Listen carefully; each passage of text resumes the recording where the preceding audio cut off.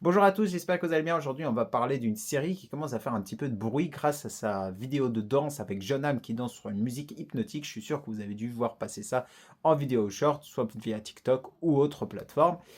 Alors, ça parle de quoi cette série?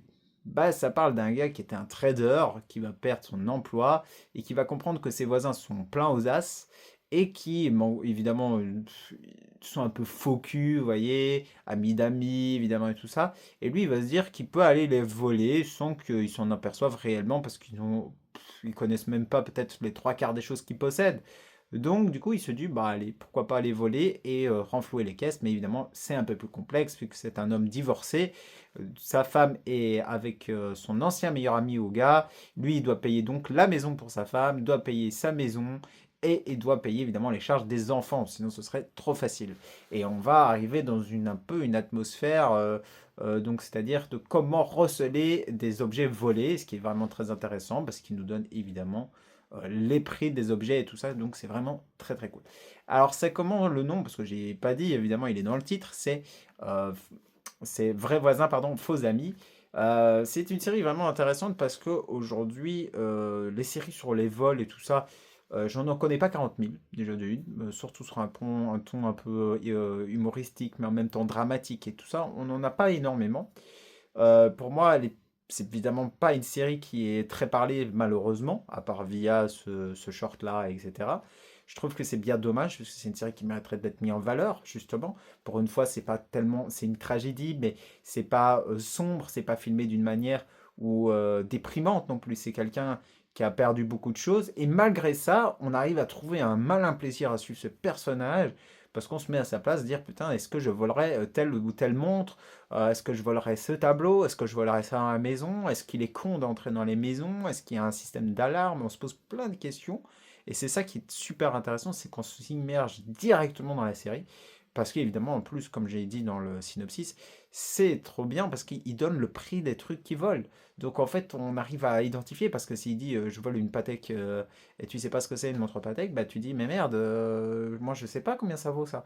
Lui, il te le dit, il te met un petit résumé, un peu une sorte de Wikipédia, hein, et c'est ça qui est vraiment bien. Mais en même temps, c'est pas juste un voleur, quoi. Il fait ça pour ses enfants, il fait pour les traites, qu'il ne veut pas divulguer qu'il a perdu son emploi. Emploi perdu injustement, mais ça, vous allez découvrir dans la série. Il y a plein de choses qui vont en découler de ce truc.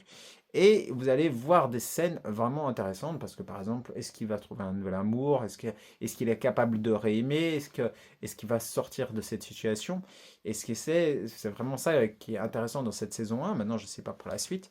C'est une série, je trouve vraiment, comme j'ai dit, encore une fois, injustement pas mis en valeur parce que beaucoup de gens, vous savez, les youtubeurs en général, des grandes chaînes, bah, ils veulent parler des choses qui buzzent, qui buzzent, qui buzzent, qui buzzent.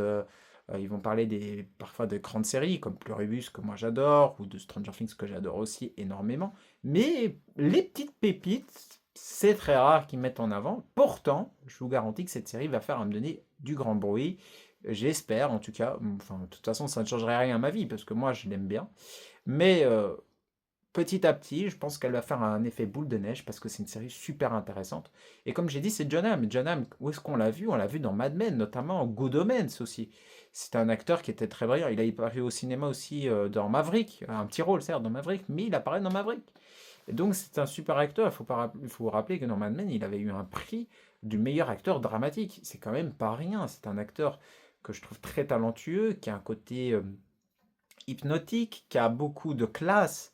Et donc ça fait du bien de voir une série, bah, entre guillemets négative pour certains points.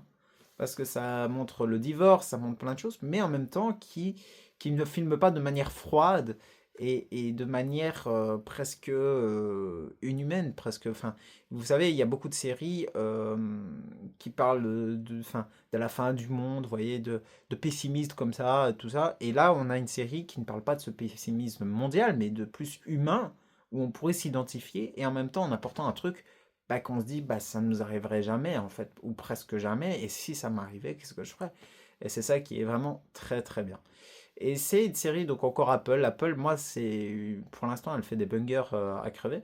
Moi, il y a plein de séries que j'ai suivies, notamment Sévrance, etc. C'est incroyable ce qu'elle fait, cette plateforme, même si je suis pas là pour vous la vanter, il n'y a pas besoin, j'en ai rien à foutre de vous vanter ça. Il y a moyen de le trouver sur Prime et autres solutions.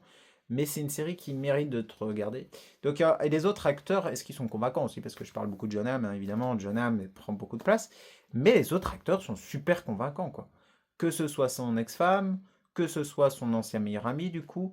Il a même un conseiller financier, oui, pour un trader, un conseiller financier. Je ne savais pas que les traders avaient des conseillers financiers. Pour moi, ils géraient leur propre fortune, mais bon, il y a un conseiller financier, il joue super bien. La mise en scène est vraiment plutôt pas mal, hein. Franchement, elle est dynamique. On s'ennuie à aucun épisode, j'ai oublié de le dire. Aucun épisode est du remplissage de merde.